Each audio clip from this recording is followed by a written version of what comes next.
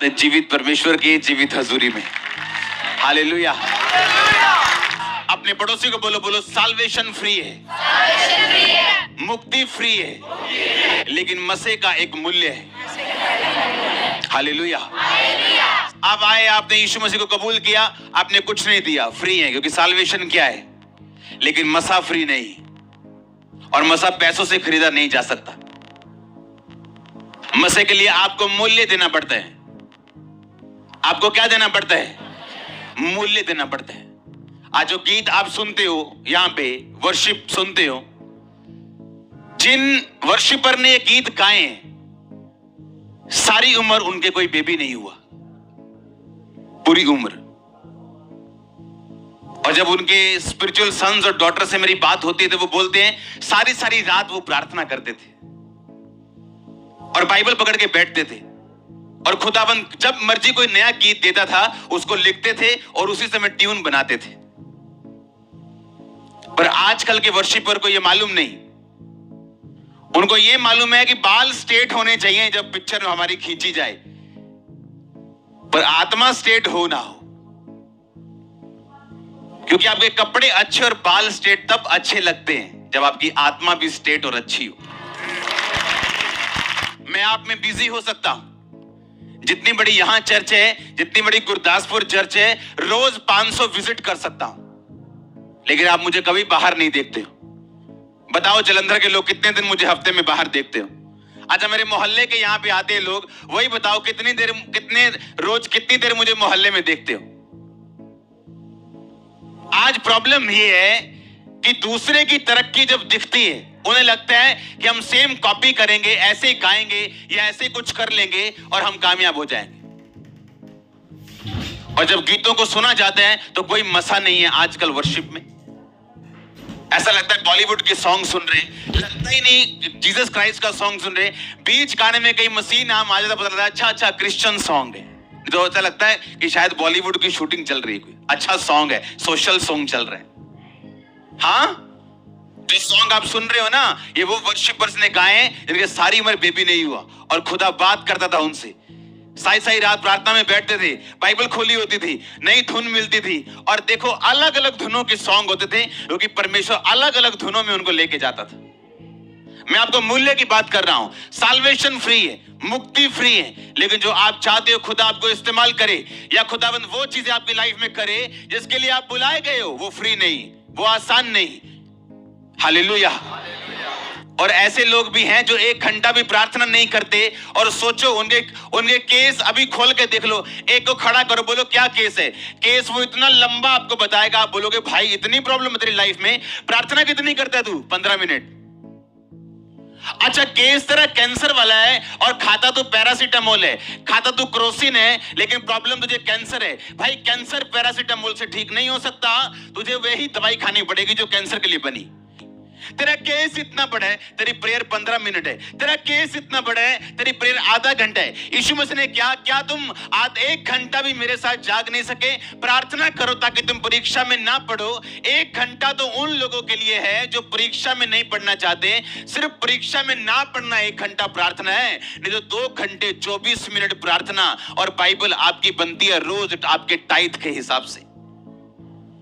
Hallelujah. सिर्फ पैसे का टाइट नहीं प्रभु मांगता, वो बात की बात है। आज जो यहाँ पहली बार आया है, आपको क्या लगता है कि आप पैसा देंगे खुदाबंद खुश होगा? वो आपके पैसे से खुश नहीं हो सकता। पैसा उन लोगों के लिए, बीज उन लोगों के लिए है जो खुदाबंद को अपना दिल दे चुके, जो जिन्हें मालूम है कि ये पैसा कहां जा रहा है और क्यों जा रहा है। आज लोग प्राइस नहीं पे करना चाहते, मूल्य अदा नहीं करना चाहते। कितने लोग हैं, हर बंदा वेकेशन मनाने के लिए जाना चाहता है, छुट्टियां मनाने चाहता है, अच्छी बात है जाओ, लेकिन कितने लोग हैं जो हफ्ते में 1 दिन नाइट प्रेयर करते हैं, फुल नाइट? कितने लोग हैं जो महीने में 1 दिन नाइट प्रेयर करते हैं? हम ये कहते हैं कि हम जीसस क्राइस्ट के क्या हैं? फॉलोअर्स। हम यीशु मसीह को फॉलो करते हैं जी। अच्छा, यीशु मसीह को फॉलो तो करते हैं, लेकिन यीशु मसीह जैसी एक भी बात हमारी लाइफ में नहीं। चेले चुनने से पहले यीशु मसीह ने क्या किया था? क्या किया था? प्रार्थना की थी, की नहीं की? हाँ, हीलिंग करने से पहले प्रेयर की, हीलिंग करने के बाद प्रेयर की, चेले चुनने से पहले प्रेयर की, क्रूज पे चढ़ने से पहले प्रेयर की, हर काम से पहले उसने प्रार्थना की। एक अच्छा क्रिश्चियन प्रार्थना से शुरुआत और प्रार्थना से अंत करता है, अपने दिन का, अपनी लाइफ का, अपनी मिनिस्ट्री का, हर एक चीज का। पतरस और यूहन्ना प्रार्थना करने के लिए कहां जा रहे थे? लिखा परमेश्वर के भवन में जा रहे थे। और जब प्रार्थना करने के लिए जा रहे थे तो रास्ते में एक लंगड़ा दिखाई दिया जिसको उन्होंने चलाया। वो लंगड़ा चलाने के लिए जा रहे थे या प्रार्थना करने के लिए जा रहे थे? उनका पहला काम था प्रार्थना करना। इसलिए नहीं कि लंगड़ा चले, इसलिए कि जब परमेश्वर के साथ आपका संबंध होता है और आप पाप में नहीं होते तो आप प्रार्थना करते हैं, क्योंकि प्रार्थना वही बंदा नहीं करता जिसको मालूम है मेरी जिंदगी में ऐसा पाप है जिसे परमेश्वर खुश नहीं। प्रार्थना ना करना एक कमी नहीं, बोलो अपने पड़ोसी को, प्रार्थना ना करना क्या है? कमी नहीं, क्या है? एक पाप है, एक पाप है प्रार्थना। आदम और हवा ने तब प्रार्थना बंद की थी जब वो गिर गए थे और परमेश्वर ढूंढने के लिए आया, बोला आदम तो कहां है? उसने कहा मैं छुप गया था। क्यों छुपा? क्योंकि मैंने वो काम कर लिया जो तूने करने के लिए मना किया था। आज कलीसिया को दर्शन नहीं आ रहे, आज कलीसिया को स्वप्न नहीं आ रहे, आज दर्शनों स्वप्नों की तरह परमेश्वर बात नहीं करता। क्यों? प्रार्थना की कमी की वजह से। उसने कहा तुम मुझसे प्रार्थना कर, मैं तेरी सुन के बड़ी और कठिन बातें तुझे समझाऊंगा जो तू अब तक नहीं समझता। लूका की 18 में परमेश्वर ने कहा मैं तुम्हें एक एग्जांपल देता हूं। एक नगर में एक विधवा रहती थी और एक अधर्मी, एक पापी, न्यायी यानी एक ऊंचा पद वाला व्यक्ति रहता था। वो विधवा रोज उसके पास जाके बोलती थी मेरा न्याय चुका।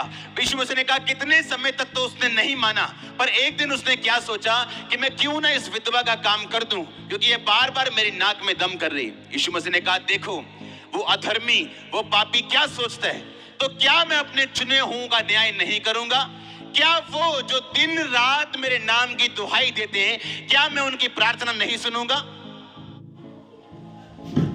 आपका परमेश्वर चीनी नहीं जो आप विश मांगे और पूरी कर दे। आपका परमेश्वर सच्चा परमेश्वर है जो अपने बच्चों को आलसी और विश मांगने वाले मूर्ख नहीं बनाना चाहता, जो कहता मांगो तो दिया, ढूंढो तो तुम, और खटखटाओ तो तुम्हारे लिए खोला जाएगा।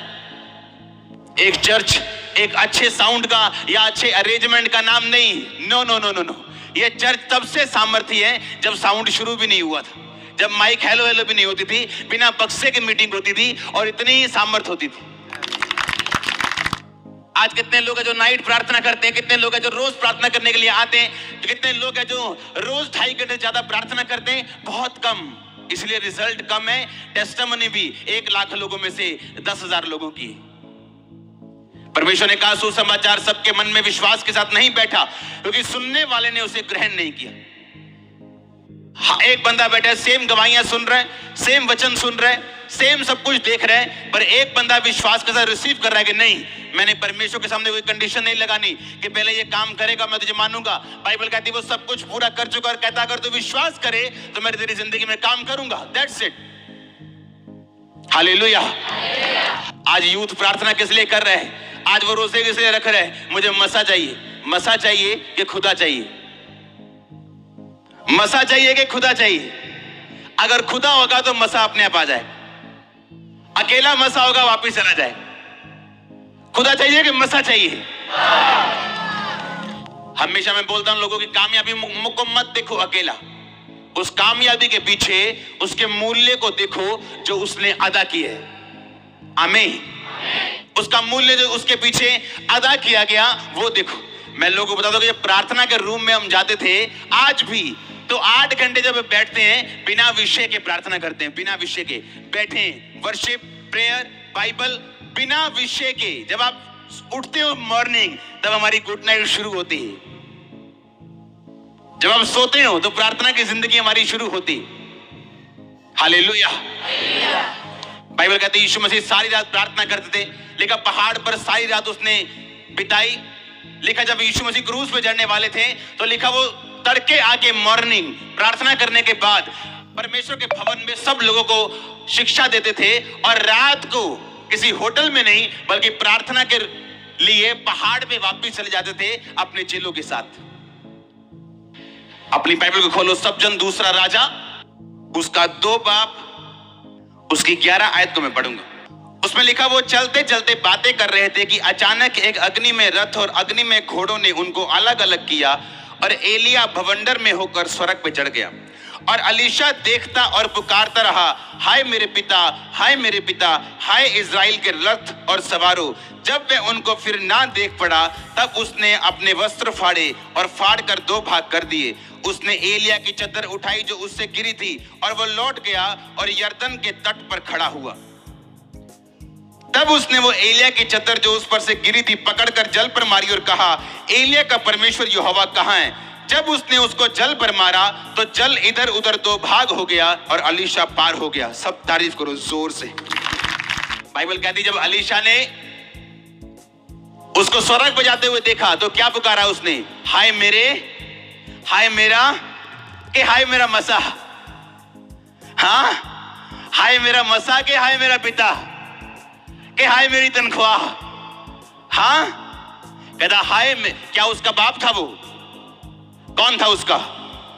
वो उसका पास्टर था, वो उसका अगुआ था। और उसने कहा हाय मेरे पिता, हाय मेरे पिता। क्रिश्चियनिटी में सब फादर नहीं बन सकते, सब आत्मिक पिता नहीं बन सकते, क्योंकि ये परमेश्वर की बुलाहट है किसी किसी की लाइफ में। इसलिए जो नहीं बन सकता वो कभी भी कबूल नहीं करता कि ऐसा कोई चीज दुनिया में होती, क्योंकि उसके पास मसा नहीं, उसके पास वो अथॉरिटी नहीं, और ना वो कभी बन सकता है क्योंकि परमेश्वर ने उसके दिल में कभी डाला नहीं। और एलिया ने, अलीशा ने कहा हाय मेरे पिता। अगर पिता कहना गलत होता तो क्या आसमान से मसे की चद्दर अलीशा पे आती? तो परमेश्वर वहां कहता कि तूने एक बंदे को पिता कह दिया, इसलिए मैं अपना मसाब तुझे नहीं दूंगा जब तक तुम मुझे पिता नहीं कहता। पर बाइबल कहती जैसे प्रभु उसने कहा हाय मेरे पिता, हाय मेरे पिता, हाय इज़राइल के रथ और सवारों। लेकिन जब उसने ये बात बोली अपने कपड़े फाड़े और वो चद्दर जो उससे गिरी थी उठाई, उस चद्दर में मसा था क्योंकि परमेश्वर उसके साथ था।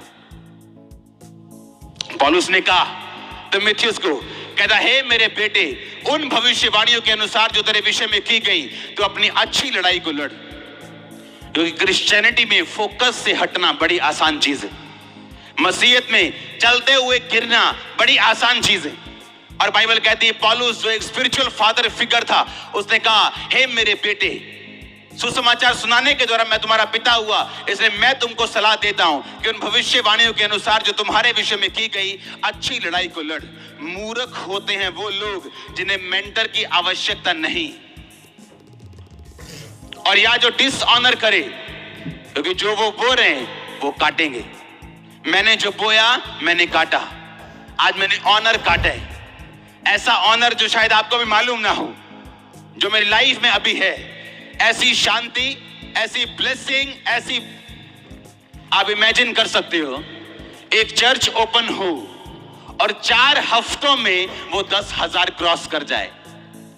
इमेजिन, कभी नहीं सुना मैंने अपनी लाइफ में, कभी किसी पास्टर की लाइफ कि एक ब्रांच खुली हो और 4 हफ्तों में वो 10,000 क्रॉस कर जाए, सब हॉल भर जाए, बड़े बड़े टेंट भर जाए और लोग सोच रहे हैं क्या हो रहा है।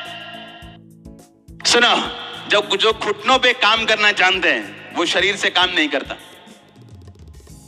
जिनको घुटनों पे काम करना आता है, जिनको रात परमेश्वर के साथ बितानी आती, जिनको मूल्य अदा करना आता है, वो अपनी सीक्रेट की सक्सेस को जानते हैं। उसका सीक्रेट क्या है? सक्सेस की सीक्रेट को जानते हैं कि सक्सेस का, सफलता का सीक्रेट क्या है। क्या मूल्य अदा करना चाहते हैं आप? कहता हाय मेरे पिता। अगर खुदा कहता कि नहीं तूने गलत बोल दिया, क्योंकि यीशु मसीह ने कहा कि मैं युगानुयुग युग एक सा रहने वाला परमेश्वर। वो नए नियम से पहले भी ऐसा था, पुराने नियम में भी ऐसा था, नए नियम के बाद भी ऐसा है। क्योंकि क्रिश्चियनिटी में हर एक बंदे की कॉलिंग डिफरेंट है। ये परमेश्वर का चुनाव है जो माता के गर्भ से वो करता है, और जब वो बंदा उस चुनाव को पकड़ लेता है, उसे सिद्ध करता है, तो उसको कोई हटा नहीं सकता। क्या आपने अपने चुनाव को सिद्ध किया? जो परमेश्वर ने आपकी लाइफ में करना है वो चाहते हैं कि आपने उसको पकड़ा। क्या आप सोचते हो बिना प्रार्थना क्या आप उसको पकड़ पाओगे? क्या बिना प्रार्थना आप उसको हासिल कर लोगे? आप क्या चाहते हो मायने नहीं करता, आपकी प्रेयर कितनी है उसके साथ। कौन नहीं चाहता ब्लेस होना, इस्तेमाल होना, मसीह में जाना, कौन नहीं चाहता? पर हर बंदा पहुंचता नहीं। क्यों? आपको उसके साथ मूल्य अदा करना पड़ता है। आज जो गाड़ी में आया वो कहता मैं बड़ी गाड़ी में आऊं, बड़ी गाड़ी वाला कहता उससे बड़ी में आया हूं। हाँ, जो साइकिल पे आया होता है बाइक पे आऊं। आपके चाहने से कुछ नहीं होता, आपके पास करेंसी होनी चाहिए। उसी तरह आत्मिक करेंसी आपकी प्रार्थना है। प्रार्थना आपको करेंसी देती है, प्रार्थना आपको पैसा देती है आत्मिक। आप जो चाहे उससे खरीद सकते हो, जो चाहे मांग सकते हो, वो आपको देगा। उसने कहा अगर वो विधवा का न्याय कर सकता है, एक अधर्मी, एक पापी, क्योंकि विधवा बार बार जाके उसे तंग कर रही कि मेरा काम कर। यीशु मसीह ने कहा जो दिन रात मेरे नाम की दुहाई देते हैं, दिन रात प्रार्थना करते हैं, क्या तेरा पिता उनके विषय में देर करेगा? क्या वो उनकी प्रार्थना को कबूल नहीं करेगा? कहता वो करेगा जो दिन और रात उसके नाम की दुहाई देते हैं। पौलुस लिखा है प्रार्थना करने के लिए जा रहा था और रास्ते में एक अमीर औरत कहती है अगर तू खुदा का मुझे भक्तन समझता है तो मेरे घर में जाके प्रचार कर, और उसका पूरा घराना बचाया जाता है। और तब उसको मिलती है जब वो प्रेयर करने के लिए शहर से बाहर जा रहा था, प्रार्थना करने का एक स्थान ढूंढने के लिए, क्योंकि प्रार्थना करने का एक वैल्यू थी, एक महत्व था, एक स्थान था, एक बड़ा स्थान था प्रेयर का। ये नहीं सब काम पूरे हो गए, कुकर में दाल रखी, हाँ, और याद है अभी 2 सीटी हो गई, 3 हो गई, 4 हो गई, और साथ में प्रेयर भी धोखा भी दे रहे खुदा को, साथ में धोखा भी चल रहा है, साथ में कुकर की सीटियां 6 हो गई, 7 हो गई। अलाई जरा कुकर दो कुड़िए, दाल ला दे, हो गया 7 सीटियां। कौन सी प्रेयर है ये? कौन सी प्रेयर है ये? मेरे बच्चे जानते जब रात को पापा ने प्रार्थना करना है पीछे नहीं जाना है। मेरी वाइफ जानती टाइम हो गया प्रेयर का, अब मॉर्निंग मिलेंगे तड़के, अब नाइट प्रेयर में कोई फोन नहीं, कोई काम नहीं, कोई जो मर्जी हो जाए, कोई काम नहीं। हालेलुया। सबको मेरी तरफ से जय मसीह की। मैं पास्टर रेखा आप सभी का फिर से स्वागत करती हूँ और आज से विश्वास रखती हूँ कि आज की वीडियो के द्वारा आपने परमेश्वर से जानना है कि प्रार्थना का महत्व क्या है, मसा कैसे हम प्राप्त कर सकते हैं। खुदावंद के प्यारे लोगों, हम प्रार्थना तो करते हैं, रोजाना करते हैं, पर प्रभु से वो सामर्थ्य हासिल नहीं करते जो सामर्थ्य के द्वारा हमारे बंधन टूट रहेंगे।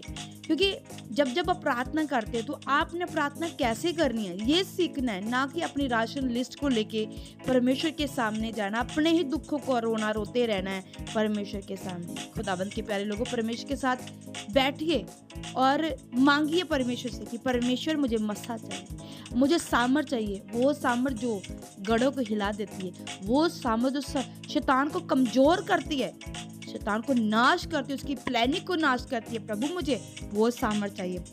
जब इस रीति के साथ, इस भावना के साथ, इस इच्छा के साथ आप प्रभु के साथ बैठेंगे तो परमेश्वर अपना मस्सा आपके ऊपर उंडेलेगा और उसी मस्से के द्वारा आपके बंधन टूटने हैं। खुदावंद के प्यारे लोगों, आपको अपनी लड़ाई खुद लड़नी होगी और खुद जीतना होगा। किसी के भरोसे मत बैठिए, प्रार्थना कीजिए, प्रार्थना कीजिए ताकि आप परीक्षा में ना पड़े।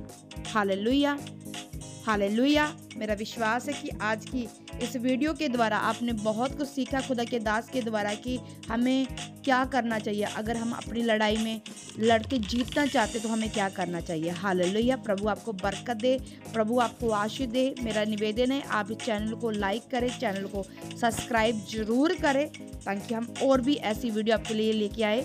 और शाम को जो वीडियो आने वाली है कि 2.5 घंटे की प्रार्थना किस ढंग से करनी चाहिए, क्योंकि लोगों को 2.5 घंटे वाली प्रार्थना तो पता है कि हमें 10 देना प्रभु के घर में, हर रोज देना है, कैसे देना है, किस बेस पर देना है, क्या क्या 2.5 घंटे में हमें करना चाहिए, आराधना कितनी करना चाहिए, प्रार्थना कितनी करनी चाहिए, बाइबल कितनी पढ़नी चाहिए, ताकि 2.5 घंटे में हम एक पावरफुल प्रार्थना प्रभु के सन्मुख रख सके और प्रभु के अभिषेक को प्राप्त कर सके। वो शाम को वीडियो आएगी, जरूर उस वीडियो को वॉच करना है। मेरा विश्वास परमेश्वर आपको मजबूत करेगा इन वीडियो के द्वारा। आप बल पा रहे हो, आप जोर पा रहे हो, आप शक्ति प्राप्त कर रहे हो प्रभु यीशु मसीह के सामर्थ्य और जिंदा नाम में। आमीन। God bless you. सदा हंसते रहें, मुस्कुराते रहें और शैतान को यीशु नाम में रुलाते रहें। सबको मेरी तरफ से जय मसीह की। God bless you.